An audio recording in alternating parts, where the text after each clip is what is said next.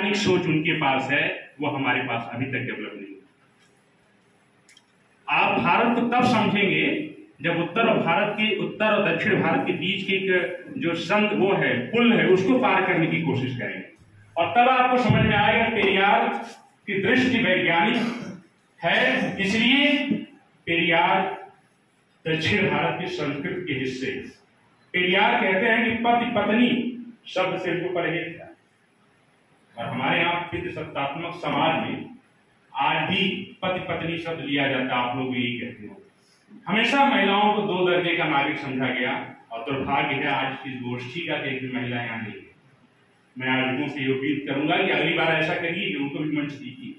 अगर पेरियार पे आप चर्चा कर रहे हैं तो पेरियार लैंगिक भेदभाव पर बात करते हैं, स्त्रियों की स्वतंत्रता पर बात करते हैं, अभिव्यक्ति की स्वतंत्रता पर बात करते हैं, और ये कहते हैं कि जो आपके बीच धर्म और स्वार्थ पाखंडवाद है उसे जलाइए आप। अगर उसे नहीं जलाएंगे तो आप एक बेहतर समाज नहीं बना सकते। इस बेहतर समाज को बनाने के लिए हमें पेरियार की वैज्ञानिक दृष्टि से समझने की जरूरत है, तर्क की जरूरत है, परख की जरूरत है, और बिना परखे किसी मानने की जरूरत नहीं है। आज के समय में पेरियार इसलिए प्रासंगिक हैं और इसलिए हमसे टकरा रहे हैं, इसी वैज्ञानिक सोच का अभाव है। मैं चाहता हूं कि इसी सोच के साथ आगे की चर्चा हो। बहुत बहुत आभार आपका। बड़ी शानदार तरीके से आपने अपनी बात रखी, और ये बात वैज्ञानिक दृष्टि पर रखी, और हम आगे के वक्ताओं से भी यही अपेक्षा करेंगे कि जो हमारी बातें हों, जो हमारी चर्चाएं हों, और वैज्ञानिक दृष्टि के अंतर्गत ही हों। हम किसी को पर्सनल या फिर ग्रुप में बना के टारगेट करने की हमको कोई जरूरत नहीं। हम अपने विचारधाराओं में हमको बात करनी है। इसी पंक्ति के साथ सर ने बड़ा शानदार तरीके से बताया। गोपाल दास नीरज एक हिंदी के बड़े कवि हैं, और उनकी एक रचना है कि अब तो मजहब कोई ऐसा भी चलाया जाए जिसमें इंसान को इंसान बनाया जाए। तो हम उस इंसानियत की बात करते हैं, हम उस मानवता की बात करते हैं जो पेरियार करते हैं। पेरियार हमेशा अंतर जाति विवाह के समर्थक रहे। पेरियार जातिवाद, भेदभाव, ऊंच नीच का हमेशा विरोध करते रहे और आजीवन करते रहे। पेरियार को जब हम पढ़ते हैं साथियों, तो उनकी एक खूबी ये भी थी कि पेरियार जैसा शख्स जिस स्टैंड पे अपने 13 साल की उम्र में था, उसी स्टैंड पे अपने मृत्यु तक था। ये उसका स्टैंड है, और शायद यही उनकी प्रासंगिकता भी है कि हम उससे आज बात भी कर रहे हैं। इस बीच हमारे बड़े मजबूत साथी सामाजिक न्याय के, जो हमेशा सामाजिक न्याय पे कई कार्यक्रम और कई आंदोलनों के प्रणेता भी आप रहे हैं। आप एक अच्छे वक्ता हैं, क्रांतिकारी वक्ता हैं, आपकी सामाजिक समरसता बहुत शानदार है। हमारे बीच है राजेंद्र जी। हम चाहेंगे कि राजेंद्र जी आए और इस मंच के माध्यम से आप दलसिंगार जी और पेरियार को दृष्टिगत रखते हुए 2 मिनट वैज्ञानिक चेतना पर अपनी बात को रखें। आए सर।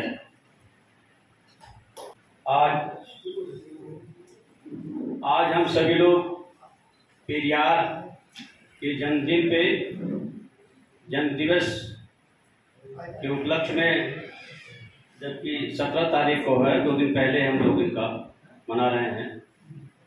आप दलसिंगार यादव को जानते होंगे, जनता दल से ये चुनाव लड़े थे, ये विधायक भी रहे हैं पहले।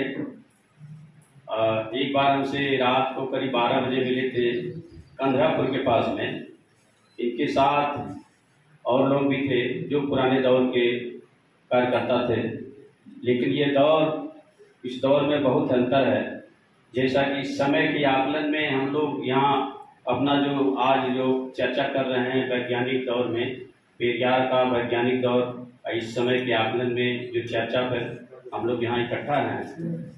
देखिए, अगर वैज्ञानिक सोच के दायरे में आप अगर चर्चा करते हैं पेरियार की, पेरियार ने जो ग्रंथ था उनका मुख्य सच्ची रामायण की अगर वो व्याख्या करते हैं, वैज्ञानिक सोच के पटल पे उनको देखते हैं, तर्क के अनुसार उसको मानते हैं, तो वो किसी भी तरह से रामायण के विचारों पर, रामायण में जो लिखी गई कहानियां हैं, वो किसी भी तर्क पे टिकती नहीं है।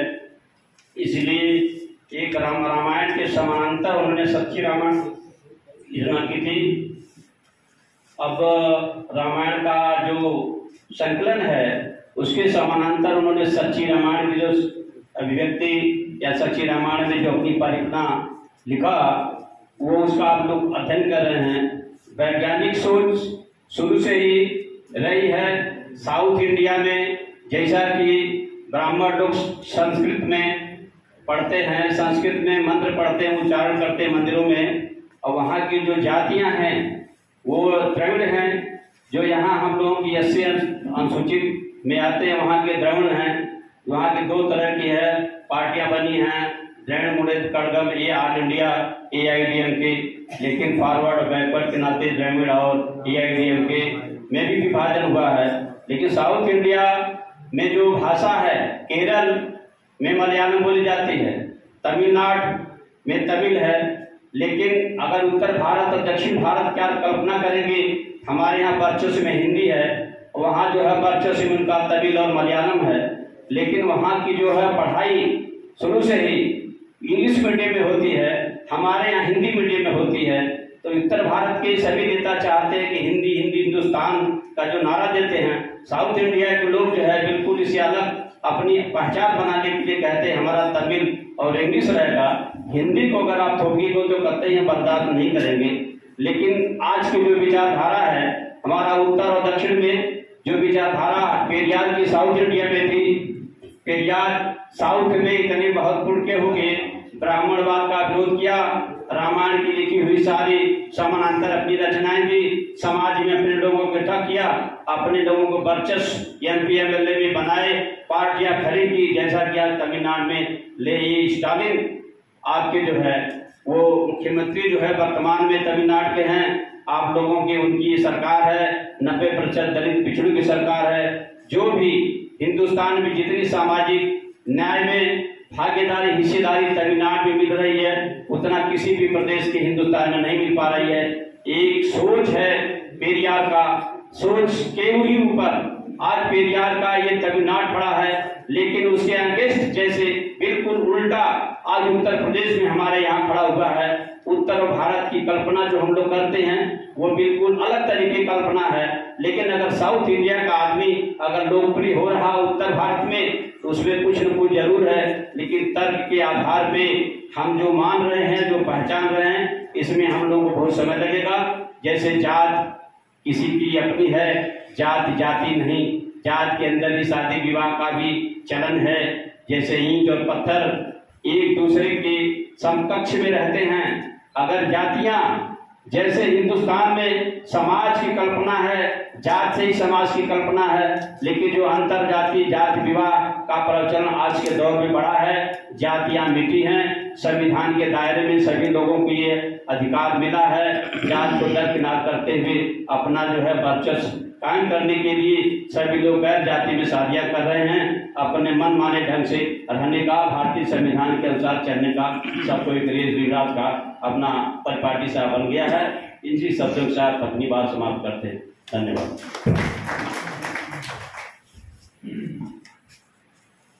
बहुत बहुत आभार आपका, शुक्रिया। हमारे बीच हमारे गुरु जी जो हमको इंटर में पढ़ाए थे, आदरणीय सुभाष चंद्र यादव जी, हम आपका हार्दिक स्वागत करते हैं। हमारे बीच मुकेश कुमार जी उपस्थित हैं, हवलदार राम जी हैं, हरेंद्र यादव, आप मंडल कमीशन की सिफारिशों के लिए एक बड़ा कैंपेन चला रहे हैं, हम आपका हार्दिक स्वागत एवं अभिनंदन करते हैं। हमारे बीच दिनेश मास्टर जी, महेंद्र यादव जी हैं, सामाजिक न्याय से जुड़े सच्चिदानंद यादव जी हैं, हम आप सभी का हार्दिक स्वागत करते हैं। इस कड़ी में हम आगे बुलाएंगे जो कि गोरखपुर की धरती से चल के हमारे बीच में आए हैं। आप गोरखपुर जैसी जगह से दो या तीन बार आप चुनाव भी लड़ चुके हैं, और हम बुलाएंगे सतीश राणा जी को, आप शिक्षक नेता भी हैं।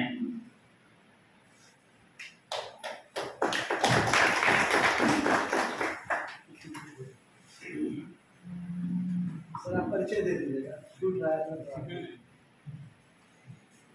इस कार्यक्रम में अध्यक्षता कर आदरणीय अध्यक्ष जी, मुख्य वक्ता आरपी गौतम जी, संचालनकर्ता संजय जी, अजय गौतम जी, राजू यादव जी, मंतराज जी, राजेंद्र जी, सामने बैठे हुए मित्र साथियों, मैं डॉक्टर सतीश कुमार राणा गोरखपुर विद्यालय से में BA PhD हूँ। पहले मैं छात्र जीवन रहा 10-12 साल, कांग्रेस से मैं एमपी का भी चुनाव लड़ रहा हूँ, एमएलए भी लड़ रहा हूँ बांसगांव से।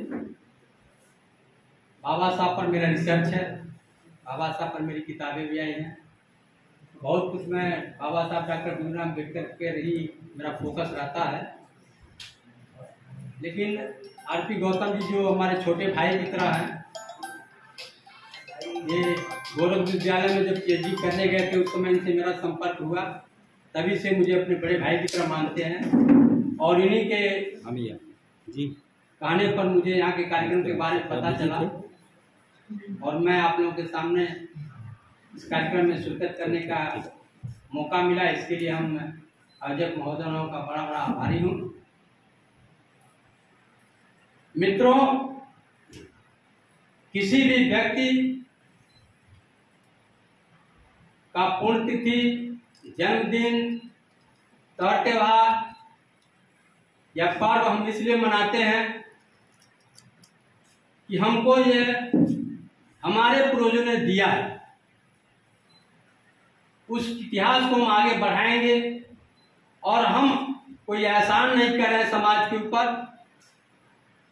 हमारा ये दायित्व है कि हम उसको आगे बढ़ाएं ताकि आने वाली पीढ़ियां भी जानें ये व्यक्ति कौन थे, ये संस्था कौन थी, इन्होंने देश के लिए, राष्ट्र के निर्माण में कितना योगदान दिया, समाज में कितना इनका योगदान रहा है और समाज के प्रति हमारा क्या दायित्व है।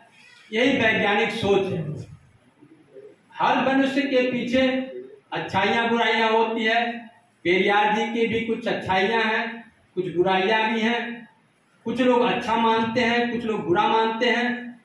मैं समझता हूँ पेरियार जी को उत्तर भारत में नाम लाने वाला मानवर कांशीराम जी हैं, जिन्होंने उत्तर भारत में पेरियार जी को लाया और अपने विचारों के माध्यम से, अपनी गोष्ठियों के माध्यम से पेरियार।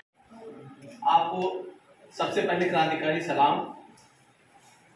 छोटी संख्या में ही सही, आपने अपना कीमती समय निकालकर उस आंदोलन के प्रणेता के लिए, उनको याद करने के लिए इकट्ठा हुए कि जिन्होंने अपनी बात, मैं ये कहना चाहूंगा कि आज से 50 साल पहले जो बात प्रासंगिक थी पेरियार को लेकर, आज भी वो बात प्रासंगिक है।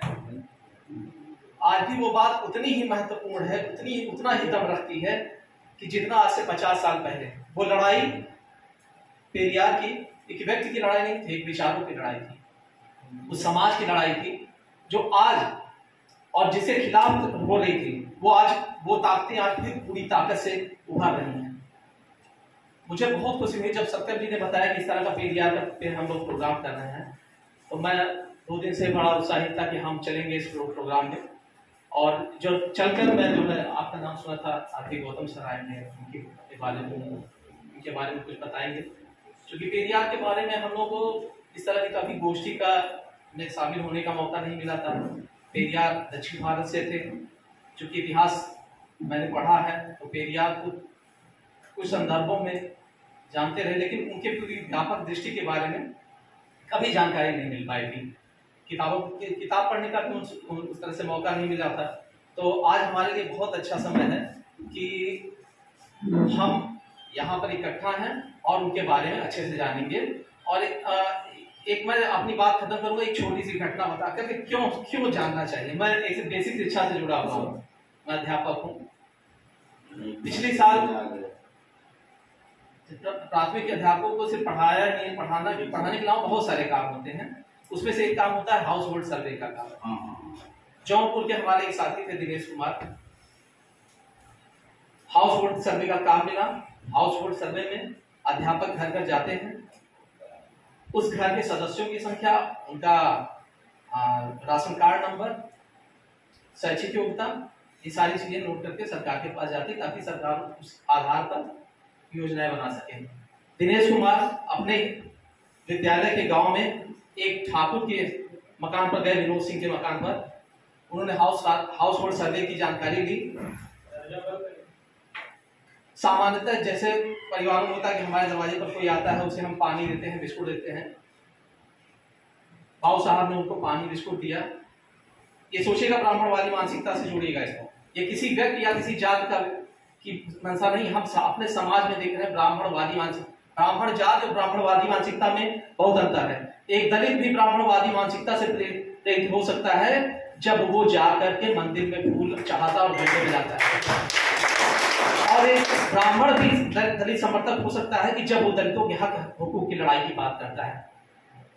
उस दलित प्रधानाध्यापक को पानी बिस्कुट दिया गया। इसी बीच विनोद सिंह को पता चला कि वो मास्टर जो प्रधानाध्यापक बैठा हुआ है वो एक दलित जात का चमार है।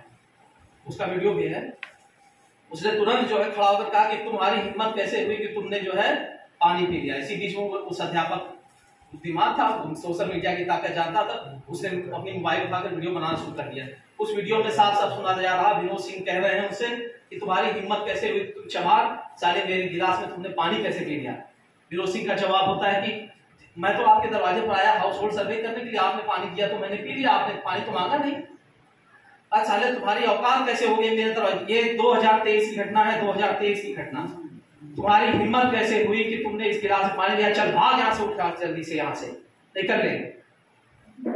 पूरी जलालत से बेइज्जत किया गया। लेकिन उस अध्यापक ने इस मामले को जो है अपने उच्चाधिकारी को सूचित किया। मुझे पता चला, बचनवादी देवेंद्र संघ का यहाँ अध्यक्ष हूँ, मैंने उनसे बात की और पूरा हम लोगों ने समर्थन किया। उस मामले में FIR भी दर्ज हुई बाद में। लेकिन जैसा जानते हैं आप लोग, जिस तरह का दौर चल रहा है, जिस तरह की ताकतें हैं, उसमें कोई इस तरह की कार्रवाई नहीं होती है। मीडिया बिका हुआ है, खबरें दबा दी जाती हैं। अब यहीं पर पेरियार प्रासंगिक हो जाते हैं कि 60-70 साल पहले जो लड़ाई लड़ रहे थे, आज भी वो लड़ाई हमारे लिए कितनी महत्वपूर्ण है, कितनी महत्वपूर्ण है। इसी के साथ मैं अपनी बातें पूरी करता हूँ। आगे हमारे इसमें वरिष्ठ वक्ता आए हुए हैं, उनके बारे में और बढ़िया जानकारी देंगे ताकि हम सभी प्रेरित होंगे और इस लड़ाई को आगे बढ़ाएंगे। धन्यवाद साथियों। आज हम लोग पेरियार जी को और दलसिंगार जी को हम लोग याद कर रहे हैं, और इसके लिए सत्यन जी और उनके साथियों का बहुत बहुत शुक्रिया कि ये मौका उन लोगों ने दिया कि हम लोग एक जगह पर बैठें, बातचीत करें। और आज के दिन जब सत्यम भाई ने ये पेरियार जी पर इस गोष्ठी को बातचीत के लिए कहा, तो मुझे जब इन्होंने कहा तो मुझे एक याद आ रहा था कि मेरा एक दोस्त लखनऊ में है, रॉबिन जो है, CA आंदोलन में, नागरिकता आंदोलन में वो भी जेल गया था जो है। तो उस साथी ने 2014 के बाद जो है 15 या 16 में जो है मुझे याद आता है, उसने कहा कि जो है पेरियार जी की जयंती हम लोग को मनानी चाहिए।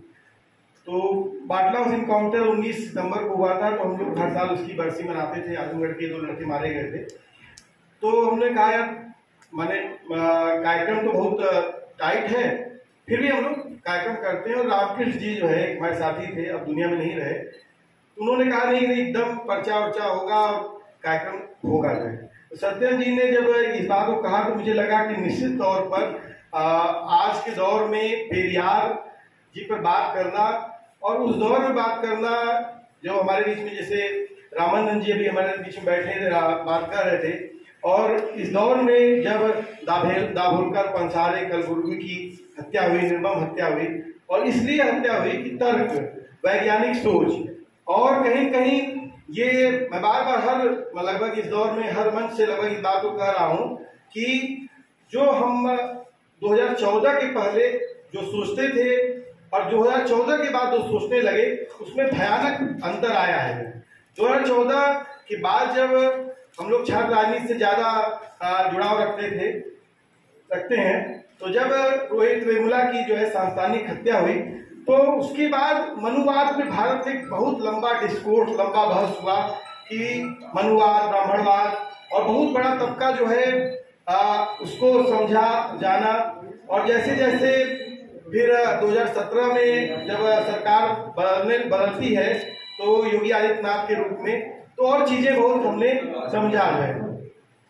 तो मुझे लगता है कि जो आज 2 दिन पहले मैं ऐसे देख रहा था कि सहारनपुर में एक न्यूज छपी कि एक मुस्लिम बच्चा, युवक जो है वो थूक लगाकर जो है रोटी बना रहा था। फिर दूसरे दिन एक न्यूज और छपी कि गाजियाबाद में एक जूस की दुकान पर जो है मुसलमान जो है एक व्यक्ति जो है पेशाब जूस के नाम पर पिला रहा था। फिर सोचिए कि कैसे बदल गया चीजें, और बदलते हुए कि 1 लाख की जब हत्या हुई दादरी में जो है, और फ्रिज में मांस चेक करने लगे, हमारे घर में क्या है, हम खाते हैं क्या पीते हैं, ये मांस चेक करने लगे।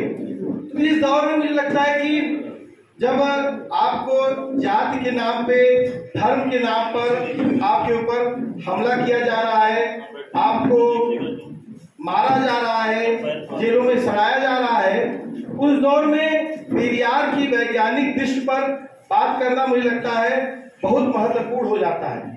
और मुझे लगता है इसलिए इस पर एक गहनता से जो सत्यम जी ने जिस तरह से डॉक्टर अजय जी ने अपनी बात रखी, शुरुआत किया, और डॉक्टर आरती गौतम जी इस पर विस्तार से अपनी बात रखेंगे, मुझे लगता है कि इस दौर में इस वैज्ञानिक सोच की तरफ हम लोगों को बहुत तेजी से काम करने की जरूरत है। आज हमें गांव में सत्यम जी ने जो मौका दिया, मुझे लगता है इस सभागार से नहीं निकल करके हमको गांव-गांव में लोगों के बीच में जाने की, इस वैज्ञानिक सोच को लेकर जाने की जरूरत है। आज अगर पूरा का पूरा आप देख लीजिए, अभी ये जिस महीने में हम लोग सितंबर महीने में बैठे हैं, और अक्टूबर महीने में, नवंबर महीने में हम लोग जब छोटे थे, बचपन में थे, तो दशहरा दीपावली आता था, अब आएगा छठ आएगा, ज्योतिया आएगा, करवा चौथ आ जाएगा, अभी पिछले दिनों जो है कंवरिया पूरा आया। और सिंपल सोचिए कि पूरा का पूरा किस तरह से कहा जा रहा है कि वो कांवड़ लेके जा रहे हैं, और जो रूट होगा उस पर जो है लोगों के नाम लिखे जाएंगे। अब आप समझ लीजिए, लोगों के नाम लिखे जाएंगे, और इस देश में जहां जाति और धर्म के नाम पर जो है चीजें चलती हो, तो वहां पर नाम लिखने का क्या मसला है? वो जानते हैं, बहुत अच्छी तरह जानते हैं कि अलाउद्दीन की बात से तो आम आ ही जाएगा, है, तो अगर आम आ जाएगा तो अलाउद्दीन बेचेगा तो क्या दिक्कत हो जाएगी। लेकिन वो जानते हैं कि राजनीति है, और उसकी एक बड़ी प्रयोगशाला एक दौर में लगभग 2008 से लेकर एक लंबा प्रयोगशाला आजमगढ़ में बनी, और एक लंबी प्रयोगशाला इसमें पश्चिम उत्तर प्रदेश पूरा बना हुआ है। तो मुझे लगता है कि इस दौर में जो बातचीत का डायमेंशन है, चीजें हैं, मुझे लगता है बहुत ही राजनीतिक दौर है। और मुझे लगता है कि आज अभी महंत और मठ पर एक उत्तर प्रदेश में बहस चल रही है, और अखिलेश जी ने उस पर बोला है कि इनको मारो जूते 4, जब बोला गया था तब ये लोग संत महंत कहा थे। मतलब मुझे लगता है कि माफी के साथ मैं कहना चाहूंगा कि अखिलेश जी जो है 6 महीने पहले ये नहीं बोल सकते, 6 महीने पहले नहीं बोल सकते। ये इस देश में जो तार्किक वैज्ञानिक सोच का निर्माण हो रहा है, और ये देश बढ़ रहा है तार्किकता की तरफ, वैज्ञानिकता की तरफ, इसलिए हमले भी आपके ऊपर बढ़ रहे हैं, और आपके नेता को मजबूर होना पड़ रहा है। इस देश में सदन में जब महिला आरक्षण पे बहस चलती है, तो बात राहुल गांधी को करना पड़ता है कास्ट सेंसेक्स की, जो पार्टी कास्ट सेंसेक्स पे बात नहीं करती थी, उसके नेता को खुलेआम मंचों पे आकर के बोलना पड़ रहा है। भले वो बीपी मंडल जी की जयंती पर जो है सभी पार्टियां भूल जाती हैं कि बीपी मंडल जी की जयंती है कि नहीं। हमारे बीच में सच्चिदानंद जी हैं, विमला जी, आप दोनों लोगों ने आजमगढ़ में बीपी मंडल की जयंती को मनाने का शुरुआत किया था। हम लोगों ने इससे बहुत प्रेरणा लिया। तो मतलब कि मैं ये कहना चाहता हूं कि जो चल रहा है, और ये बात इसलिए चल रही है कि जब तमाम राजनीतिक पार्टियां बुलडोजर से डर गई थी, और साफ तौर पर कहें, कोई ऐसा राजनीतिक पार्टी नहीं है जिसका नेता भ्रष्ट नहीं है, जिसका नेता के पास अकूत संपदा है और वो बुलडोजर से डर रहा है। अभी पिछले दिनों मुझे एक फोन आया जो है, और उन्होंने कहा कि आपके खाते के बारे में मुझे कुछ बात करनी है। मैं कहा बताइए जो है। कहा कि ये खाता खुला था। मैं कहा हाँ खुला था, चुनाव लड़े थे। इस खाते में कहाँ से पैसा आता था? हमने कहा चुनाव लड़े तो चुनाव में जो लोगों ने पैसा दिया हुआ था। कहा ये 400 रुपया कहाँ से आया है? हमने कहा कि ये बंगाल से ही इसका आ रहा है। मैंने कहा कि ये तो हमारे एक साथी हैं, कुछ जरूरत थी जो है मोबाइल रिचार्ज करने की, नहीं था 400। 100 रुपया कहाँ से आ गया जो है? तो ये दौर में जब हम लड़ इसलिए लड़ सकते हैं कि हम भ्रष्ट नहीं, हम आप चेक कर लेंगे तो हम पकड़ नहीं आएंगे, लेकिन जो भ्रष्ट है वो तो नहीं लड़ सकता है ना। और मुझे लगता है कि ये जो बदलाव आ रहा है पूरे देश में आ रहा है कि आज हम लोग पेरियार जी पे बात कर रहे हैं। आज मुझे लगता है कि इस कार्यक्रम को लेकर जब मैं बात कर रहा था, बहुत लोगों से बात कर रहा था, तो लोगों ने कहा कि ललई सिंह पे पेरियार पे कार्यक्रम है, अभी हुआ था, अभी होने वाला है, अभी 8 तारीख को भी यहाँ पर बाप से के साथियों ने किया था जो है कार्यक्रम जो है। तो सोचिए ये कि आने की ललई सिंह पेरियार को आज इस इलाके में लोग जानने लगे। तो इसमें ईवी रामास्वामी पेरियार की को आज ये कार्यक्रम हो रहा है।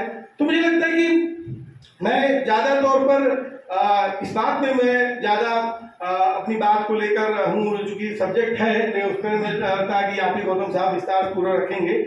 मुझे लगता है कि आज की देश में वैज्ञानिक सोच के बगैर हम सोच लें कि हम कास्ट सेंसस करवा लेंगे, हम इस देश में लोकतांत्रिक अपने अधिकार प्राप्त कर लेंगे, अपने हक हकूक प्राप्त करने, संवैधानिक अधिकार प्राप्त कर लेंगे। कैसे प्राप्त कर लेंगे जब आपके पास वैज्ञानिक सोच है ही नहीं? तो आप कैसे बात करेंगे?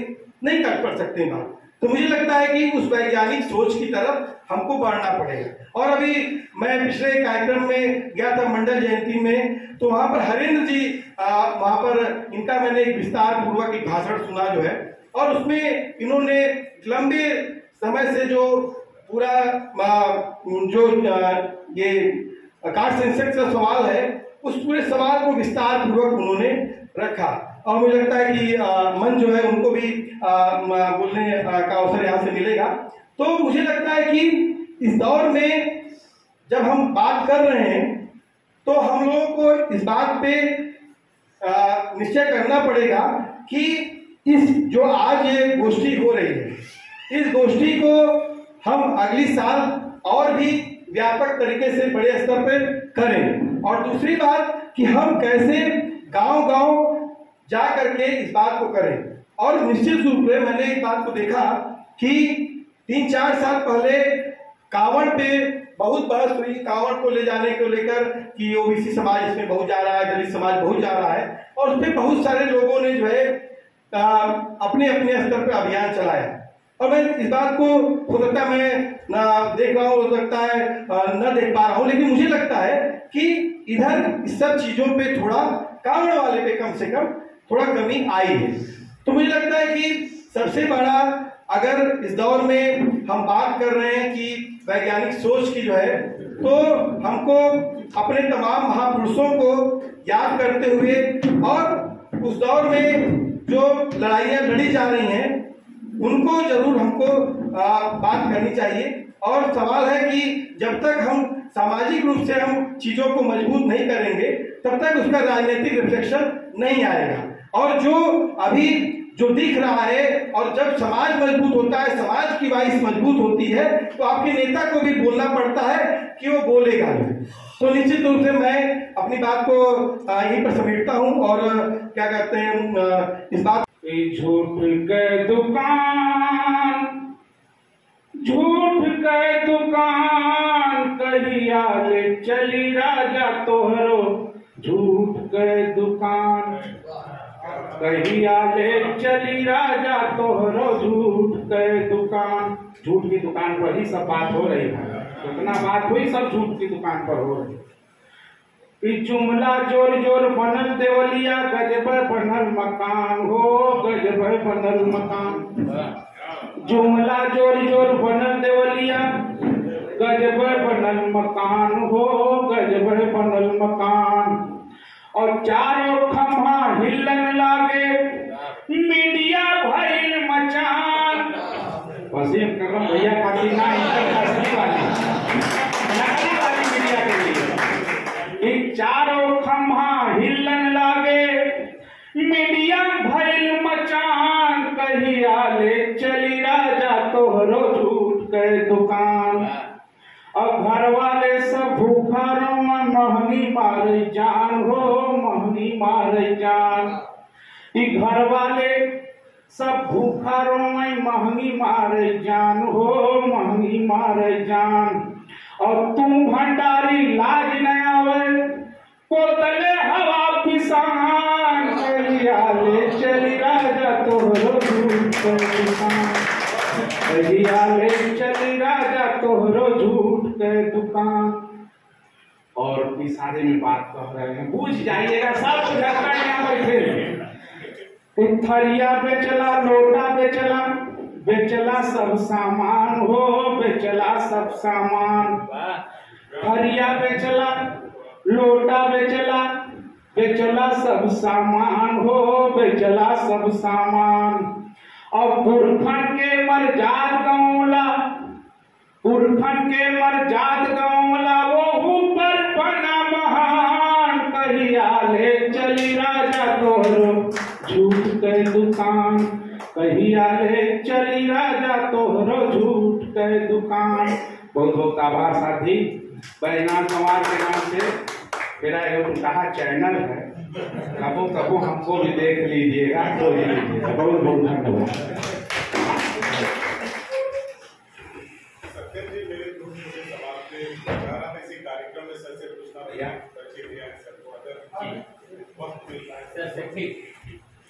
आरती गौतम जी, राजीव अजय जी एवं अन्य दूर दूर से आए हमारे विद्वत साथी, सभी लोग को हृदय की गहराइयों से प्रणाम। ये आज पहला मौका है आप लोग के बीच इस तरह गोष्ठी में उपस्थित होने का। मैं जैसा बताया आपने कि मैं SKP इंटर कॉलेज आजमगढ़ में रसायन विज्ञान विषय का प्रवक्ता हूँ, और ये मेरे सत्यम हमारे छात्र भी रहे हैं जो, और मुझे बड़ा अच्छा लगा कि ये इस तरह के कार्यक्रम आयोजित कर रहे हैं। इन्होंने बताया कि सर आपको आना है, मैं कहा बेटा मैं अवश्य आऊँगा जो है, क्योंकि मैं भी कहीं कहीं पेरियार जी से बहुत ही प्रेरित हूँ। और पेरियार जी का जन्म जो है तमिलनाडु के ईरोड नामक गांव में हुआ था। ये एक बहुत ही समृद्ध किसान परिवार में पैदा हुए थे, और जैसे कोई चीज़ ऐसा नहीं कि बाद में उभर के आती है, बचपन से इनकी आदत थी जो है कि घर में कार्यक्रम होता था, कॉन्वेंट टाइप में जो कथा होता थी, हर चीज़ का विरोध करते थे। इनके माता पिता जी इस चीज़ से बहुत ज़्यादा परेशान रहते थे कि लड़का इतना इस तरह से क्यों कर रहा है।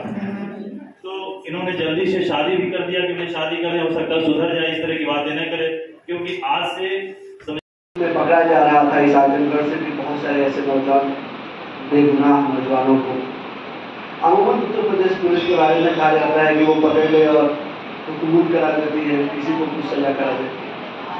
उसके खिलाफ एक बड़ा अभियान, और मैं सिर्फ कई सालों, मुझे याद है कि 2015 में आपको उत्तर प्रदेश सरकार ने ऑफर किया कि एक आपके लिए आयोग बना के आपको चेयरमैन बना दिया जाए, आपने स्वीकार नहीं किया। राजू जैसे मतलब अद्भुत साथी के बारे में कितनी सारी बातें हो सकती है, जितना उधर जाए और बहुत सारी बातें हो सकती है। और फिर आज की डेट में मैं नेशनली इंटरनेशनली इस दावे से कह सकता हूँ कि 2 लाख 3 लाख रुपए जॉब सन्नत की किसी भी दिन जाके करेगा।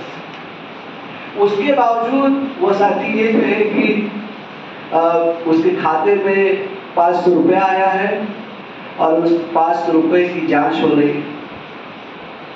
यहाँ के क्राइम ब्रांच का कोई इंस्पेक्टर फोन करे कि आप अपना खाता जरा जांच करा दीजिए। तो ये जरूर कोई ऐसी बात है जो सामान्य से हट करे। इसका मतलब यह है कि राजू यादव कुछ ऐसा कर रहे हैं जो सामान्य दिनचर्या सामान्य लोग नहीं।